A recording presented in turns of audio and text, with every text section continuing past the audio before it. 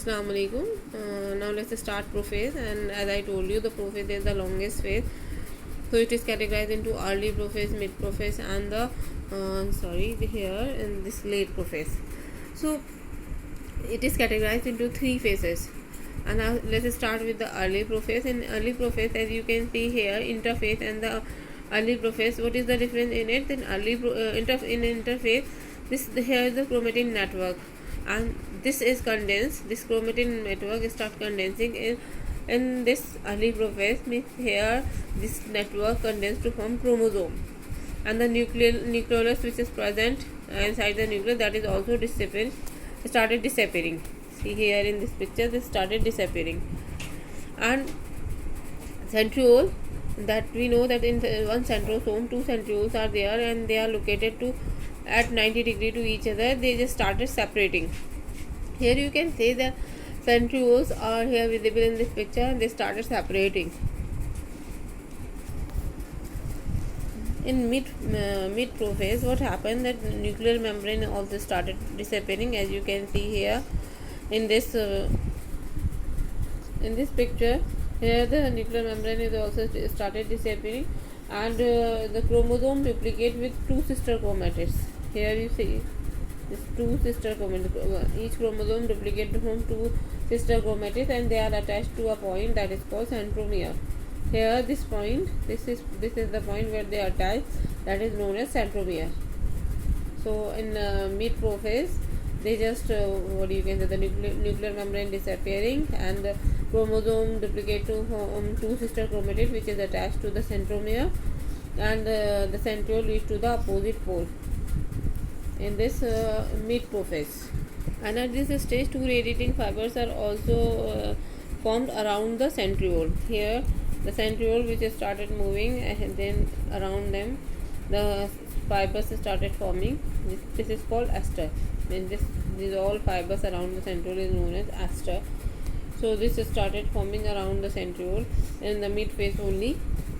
And in late prophase, here the spindle fiber formation occur, and these chromosomes, duplicated chromosome, they started moving towards the equator. Here you can see in this picture, they started towards the equator. They started moving towards the equator.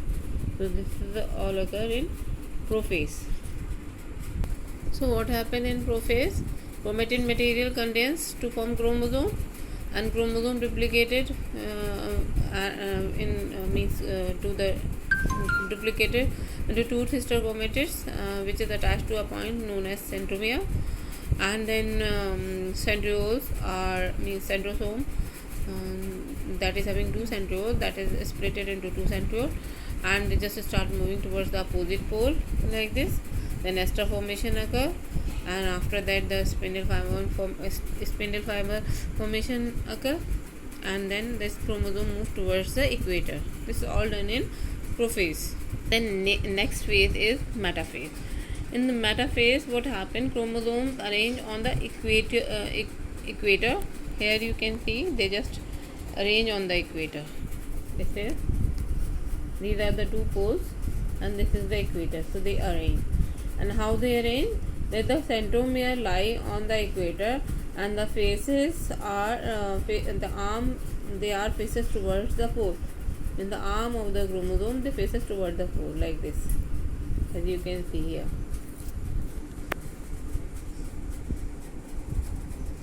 Centromere, where it lies on the equator, and the arms, they faces towards the pole. So like this they are arranged at the metaphase. Then the third phase is anaphase. And anaphase is categorized into two categories: early anaphase and late anaphase. So in early anaphase, what happened? Centromere divide into two halves. Here you can see, like here if you see centromere, they are attached to the centromere. Here the centromere divide into two halves, or you can say it is split into two halves, and two sister chromatids are separate.